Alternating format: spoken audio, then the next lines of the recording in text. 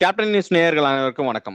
இன்னைக்கு நம்மளோட பேசுறதுக்கு கழகத்தோட உயர்மட்ட குழு உறுப்பினர் திரு விஜய் வெங்கடேசன் அவர்கள் இணைஞ்சிருக்காரு. வணக்கண்ணே. வணக்கம் அண்ணா, முதல் கேள்வியா உங்கள்கிட்ட நான் கேட்கறது, இப்ப எடப்பாடி அவர்கள் போற இடம் எல்லாம் 0.5% உள்ள கட்சி அப்படின்னு தேமுதிக விமர்சனம் பண்ணிட்டு இருந்த நேரத்துல இன்னைக்கு திருவண்ணாமலையில அந்நியார் அவர்களுக்கு பதிலடி தர மாதிரி 2024 போடப்பட்ட ஒப்பந்தத்தை வெளியிட்டு இருக்காங்க. இத பத்தி என்ன கருத்து சொல்றீங்கண்ணா? தமிழ்நாடு தேர்தல் களம் முழுக்க முழுக்க திராவிட முன்னேற்ற கழக கூட்டணி நோக்கி இருக்கிறத தெல்ல தெளிவாக புரிந்து கொண்டார்கள். அதோட வன்மத்தை தான் இது காட்டுகிறது. ஏன் என்று கேட்டால், திராவிட முன்னேற்ற கழகத்தை பொறுத்தவரையிலுமே பல சரித்திர சாதனைகள் படைத்திருந்தாலும் கூட அவர்களுக்கு ஒரு மனக்குறை இருக்கின்றது. தொடர்ந்து 2 முறை ஆட்சி அமைக்கவில்லையே, இந்த முறை எப்பேற்பட்டாவது அந்த இலக்கை அடைய வேண்டும் நோக்கோடு, அதாவது இன்னும் குறிப்பா சொல்ல போனோம்னா, இது தேர்தல் களம் அல்ல, குருச்சேத்திர போர். குருச்சேத்திர போர்ல ஒவ்வொரு நாளும் கிருஷ்ணர் பஞ்சபாண்டவர்களை வெல்வதற்காக எப்படி வியூகங்களை அமைத்தாரோ அதுபோன்று சிந்தாமல் சிதறாமல் அனைவரையும் ஒருங்கிணைத்து எந்த சூழ்நிலையிலுமே கூட்டணிக்குள் சிறு விரிசல் கூட வரக்கூடாது என்று தமிழகத்தில் இன்றைய முதல்வர் ஸ்டாலின் அவர்கள் கட்டமைத்திருக்கிறார். இதையெல்லாம் பார்த்து அவருடைய உள்ளத்தில் இருக்கின்ற அந்த மனக்குமலை வெளிப்படுத்த முடியாமல் அது அவரை சமாதானப்படுத்த 2ஆம் கட்ட தலைவர் முயற்சி வெளிப்பாடு தான் இதை காட்டுகிறது. சரிங்கண்ணா.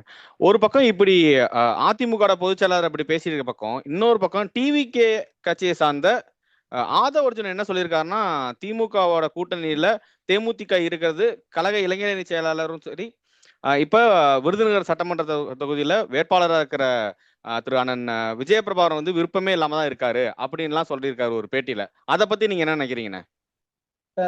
இது என்ன விஜய் பெயருடைய மறுபிறப்பா, இல்ல மறு உருவமா, இல்லை இந்த சினிமாவுடைய தந்திர கட்சி அமைப்பது போல அவர் உடலில் புகுந்து கொண்டு அவர் என்ன மனநிலையில் இருக்கிறார் என்று தெரிந்து கொண்டாரா? அதாவது அவர்களுக்கு இப்பொழுது தேவை, யாரை சீந்தினால் நாம் பிரபலம் அடைவோம். அந்த காரணத்திற்காக தொடர்ந்து அனைத்து இயக்கங்களுமே தேமுதிகவை தீண்டிக் கொண்டிருக்கின்றார்கள். அதற்கு இந்த தேசிய முற்போக்கு திராவிடம் தம்பி பிரபாகரன் அவர்கள் சரியான பதிலை தேர்தலின் முடிவுகளின் வாயிலாக அறிவிப்பார். ஆனா அதே மாதிரி சொல்ற நேரத்துல அவங்க என்னென்ன சொல்றாங்கன்னா, எப்பொழுதும் போல கேப்டனோட ஆன்மா மன்னிக்காது. ஏன்னா திமுகவுக்கும் தேமுதிகவுக்கும் முன்னாடி இந்த பகை மாதிரி ஒரு விஷயத்த இவங்களா பிம்பங்கள் தயார் பண்ணாங்களே, அதெல்லாம் சொல்லி திமுக வந்து கூட கூட்டணி சேர்ந்திருக்கிறது கேப்டன் ஆன்மா மன்னிக்காது அப்படின்னு சொல்லிட்டு இருக்காரு அவரு. எங்கள் இயக்கத்தின் கூட்டணியை கேப்டன் ஆன்மா மன்னிக்காது என்றால், அனைத்து இந்திய அண்ணா திராவிடத்தின் கூட்டணி ஜெயலலிதா ஆன்மா மன்னித்து விடுமா? புரட்சித் தலைவர் எம்ஜிஆருடைய ஆன்மா மன்னித்து விடுமா? தெளிவாக குறிப்பிட்டிருக்கிறார்கள். தெரிந்தோ தெரியாமலோ பிஜேபியுடன் கூட்டணி வைத்து நானே ஒரு தவறை செய்துவிட்டேன், இனி எந்த காலகட்டத்திலும் பிஜேபியுடன் ஒட்டும் கிடையாது, உறவும் கிடையாது சொன்னவர் புரட்சி ஜெயலலிதா அவர்கள். அதற்கு பிறகு அதையே பின்புலமாப்படுத்தி எடப்பாடி பழனிசாமி அவர்கள், ஜெயக்குமார் அவர்கள், சி.வி. சண்முகம் அவர்கள் எவ்வளவு பேசியிருக்கிறார்கள். இதையெல்லாம் வச்சுட்டு பின்னோக்கி பார்க்க வேண்டும்.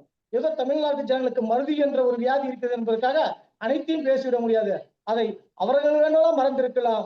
தேசிய முற்போக்கு திராவிட கழகம் என்றைக்கும் மறக்காது, மறுக்கவும் மாட்டார்கள். ஆனா நீங்க தர்மபுரியோட சட்டமன்ற தொகுதி பொறுப்பாளர் இருக்கீங்க. அங்க தர்மபுரியில உங்களோட சீன் எப்படி இருக்கு? தேர்தல் நிலவரம் எப்படி இருக்கு?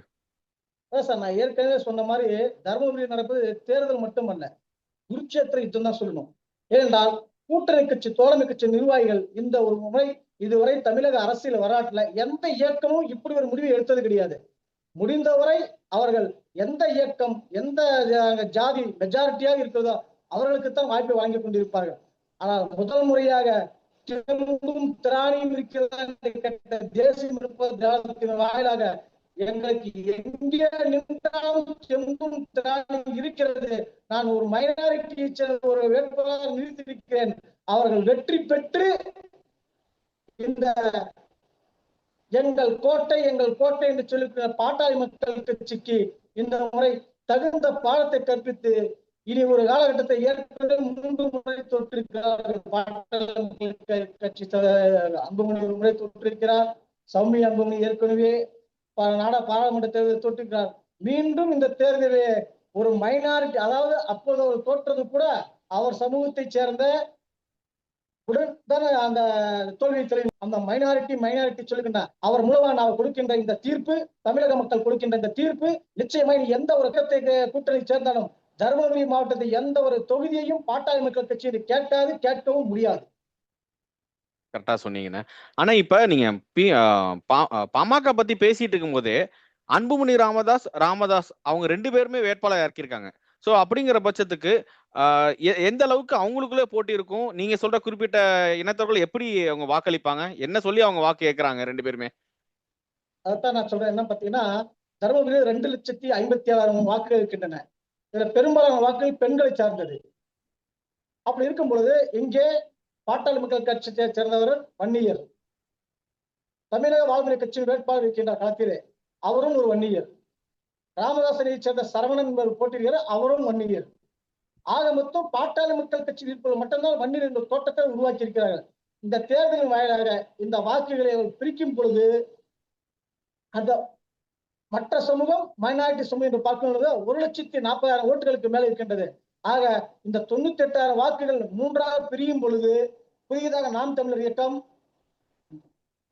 விஜய் அவர்கள் இவர் போட்டியின்ற பொழுது நிச்சயமாக வீட்டுக்கு ஒரு ஓட்டு என்றாலும் கூட ஒரு தாக்கத்தை ஏற்படுத்தத்தான் செய்வார் விஜய் அவர்கள். அப்படி பார்க்கின்ற பொழுது மீதி இருக்கின்ற வாக்குகளை பார்த்தோமேயானால் அதிகபட்சமாக இல்லை என்றாலும் தேசிய முற்போக்கு கழக வேட்பாளர் டாக்டர் இளங்கோவன் அவர்கள் குறைந்தபட்ச வாக்கு விகிதத்தை வெற்றியை பதிவு செய்வார். ஓகேண்ணே. ஆனா நீங்க பேசிட்டு இருக்கும் போதே சிவி சண்முகம், அதாவது அதிமுக சிவி சண்முகம் பத்தி ஒரு வார்த்தை சொல்லிடுறீங்க. அதே தொகுதியில நம்மளும் போட்டிடுறோம், அதாவது மயிலம் தொகுதியில. அவர் எப்படிப்பட்ட ஒரு வேட்பாளர்? அவர் எவ்வளவு நாகரிகமான பேசக்கூடியவர்? அவரோட வெற்றி வாய்ப்பு எப்படி இருக்குன்னு தமிழக மக்கள் என்ன நினைக்கிறாங்கண்ணே? சிபி சண்முகத்துக்கு ஒரே வார்த்தை சொல்றேன், நாகரிகமாக பேசுவது என்னவென்றே அவருக்கு தெரியாது. அது பத்திரிகையாளர் சந்திப்பிலே பலமுறை நிரூபித்திருக்கின்றார். குறிப்பாக சொல்ல வேண்டும் என்றால் கூவத்தூர் நிகழ்ச்சியை நான் சொல்லுவேன். கூவத்தூரில் என்ன நடந்தது என்பதை தெல்ல தெளிவாக இன்றைக்கு ஒரு தொலைக்காட்சி காண்கின்ற பொழுது அந்த தொலைக்காட்சி முன்னாள் கேமரா மட்டும்தான் கண் என்று நினைத்துக் கொண்டிருக்கிறார்கள். ஆனால் நம்ம சுற்றி இந்த 1,00,000 கண்கள் சுழன்று கொண்டிருக்கின்றன. ஏதாவது ஒரு துறையில் தப்பிவிட்டார். இந்த தருணத்தை உங்களை நினைவூட்ட விரும்புகின்றேன். எடப்பாடி அவர்கள் ஒரு கருத்தை சொல்லுகின்றார், 1/2% இயக்கம். நாங்கள் எப்பொழுது சொன்னோம், தேமுதிக ராஜ்யசபா சீட் சொல்லியிருக்கின்றார்கள். இந்த நேரத்தில் அவர்களுக்கு இது முன்னால் நினைவூட்ட கடமைப்பட்டிருக்கின்றேன். அதற்கு பதிலாகத்தான் இன்று திருவண்ணாமலையிலே அந்நியார் அவர்கள் தெல்ல தெளிவாக, ஏனென்றால் நாங்கள் அவர்கள் வேண்டுமானால் கடமை, கண்ணியம், கட்டுப்பாடு என்ற தாரமந்திரி கொடுத்த அண்ணாவின் பெயரை வைத்து இயக்கம் நடத்தி கொண்டிருக்கிறார்கள். ஆனால் கடமையும் செய்வதில்லை, கண்ணியத்தையும் காப்பதில்லை, கட்டுப்பாடோடும் இருப்பதில்லை. ஆனால் எங்கள் புரட்சி அந்நியார் அவர்கள் அப்படி அல்ல. இத்தனை நாட்கள் எப்போதான் சொல்லியிருக்கலாம், ஆனால் காலம் கடந்து எல்லை மீறி போனதுடைய விளைவு அந்நியார் எடுத்த முடிவு. இந்த திருவண்ணாமலையிலே அந்த லெட்டர் பேடை காட்டியுள்ளார். இனி அதற்கு என்ன பதில் அவர் தருகிறார் சொல்லுவோம். அதே நேரத்தில் சிவி சண்முகம் பார்த்தீங்கன்னா, ஏற்கனவே அவர் ஒரு அமைச்சர் கேண்டிடேட், அவர் கட்சியில ஒரு எம்எல்ஏ கேண்டிடேட், அது இல்லாம அமைச்சருக்கு தகுதி படைத்த ஒரு வேட்பாளர். அவருக்கு ராஜ்யசபா சீட்டு கொடுத்து இன்று மீண்டும் அதே தமிழகத்தில அவர் தொகுதியை சார்ந்திருக்கிற தொகுதியை விட்டு வேறு ஒருத்தரை நிற்பதற்கு சட்டமன்ற உறுப்பினருக்கான வாய்ப்பையும் வழங்கியிருக்கிறார். இதுல இருந்து உங்களுக்கு என்ன தெரிகிறது? எந்த சூழ்நிலையிலும் தேசிய முற்போக்கு திராவிட கழகத்திற்கு அந்த ராஜ்யசபா சீட்டை தரக்கூடாது, மத்தியிலே நாடாளுமன்றத்திலே அவர்கள் குரல் ஒலிக்கக்கூடாது என்ற சிந்தனை அவர் மனசில் ஆழ பதித்ததுதான் இது காட்டுகிறது. ரொம்ப நன்றிங்கண்ணா.